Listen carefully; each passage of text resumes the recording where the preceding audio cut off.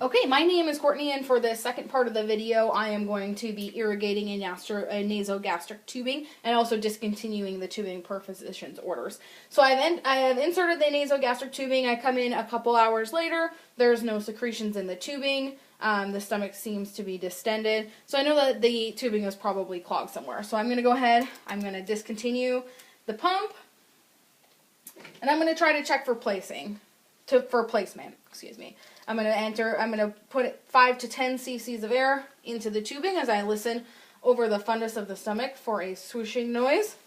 I cannot get the air in, nor can I draw back any contents. So what I'm going to do is I'm going to clamp this off, get a clean syringe, drawn up with 30 cc's of just regular tap water. And I'm going to go ahead and enter that into my tubing using a pumping action. Try to dislodge that clog. Usually that pumping action will get whoosh, the clog went through. And so I'm going to go ahead and disconnect that. I'm going to hook it back up to my tubing, turn my pump on. Then what I'm going to do is I'm going to come back with a clean syringe, and I'm going to go ahead and again get that tubing away from the stomach wall by inserting 5 to 10 cc's into the blue tubing. Air goes into the blue tubing, replace the valve. Alright, so that's irrigating the nasogastric tube. I come back in a couple days later. The physician says, go ahead, discontinue the nasogastric tubing. So I come in. First thing I want to do is check for bowel sounds in all 4 quadrants. I want to make sure that I can hear bowel sounds. Bowels are moving in my patient, all 4 quadrants. So there's bowel sounds moving.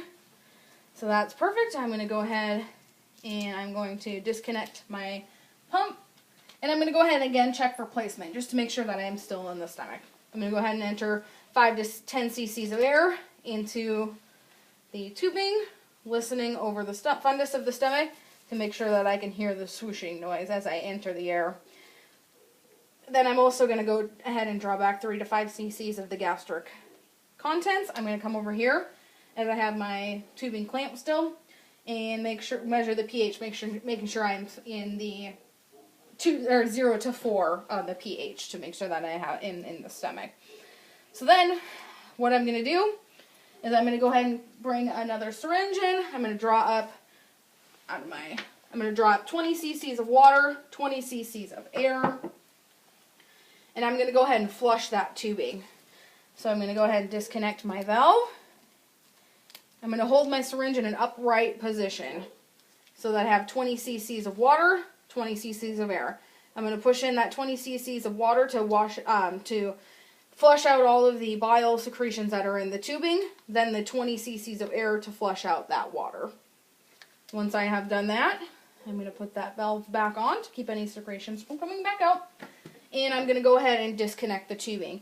So I'm going to go ahead and disconnect the tape from the patient's nose, and I'm going to tell the patient to take a deep breath and hold it as I pull the tubing out to make sure that the patient doesn't aspirate any secretions that may come with the tubing. So in a hand-over-hand action, I'm going to pull that tubing out, never letting go of the tubing. And that completes my skill of irrigating and discontinuing the nasogastric tubing. I'm going to go ahead and do my charting, make sure I do good oral cares on my patient, and make sure that they are comfortable with their call light and everything else. And that finishes my skill.